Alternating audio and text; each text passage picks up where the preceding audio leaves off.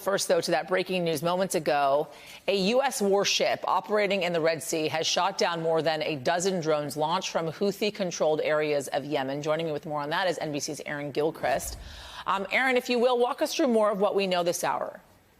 Yasmin, we're getting this information from U.S. Central Command, the Pentagon agency that runs U.S. military operations in the Middle East. And as we understand it, it was early this morning when the USS Carney, part of the two aircraft carrier strike groups that have been stationed in the Mediterranean, discovered these drones that had been launched. They say they were attack drones that were launched from the Houthi-controlled areas of Yemen toward the Red Sea. And the USS Carney was able to shoot those drones down. As we understand it, there were no injuries, no damage to any ships in that area either at this point. It's worth noting, though, that this is not the first time this has happened. This is something that we've been seeing repeatedly with these drones and missiles being launched from Houthi rebel areas of Yemen toward the Red Sea and at ships, commercial ships that have been transiting through the Red Sea. The USS Carney itself has shot down many of these drones and missiles since October 7th. The Houthis have said that they are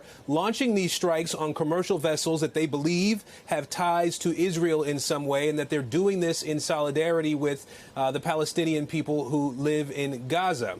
There have been several instances where these ships having connections to Israel have been disputed. We know that there are also several major shipping companies that have said, as a result of the attacks that we've been seeing in the Red Sea on these commercial ships, they are no longer going to allow their vessels to transit through this area.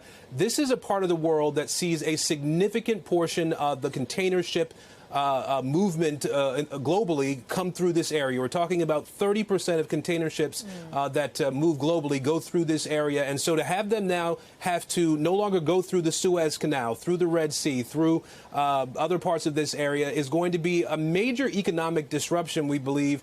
Some of those ships now will have to go around Africa in order to get from parts of, say, Europe around to other parts of Asia. And so this is a disruption that the U.S. government, the U.S. military, and other military powers and governments have been very much aware of. We heard from the National Security Council spokesperson yesterday saying that there is a group of 39 nations that deal with maritime security in this area that's now working to strengthen a task force that's been set up to try to make sure that the Red Sea can be safe for these commercial ships to transit. Yasmin.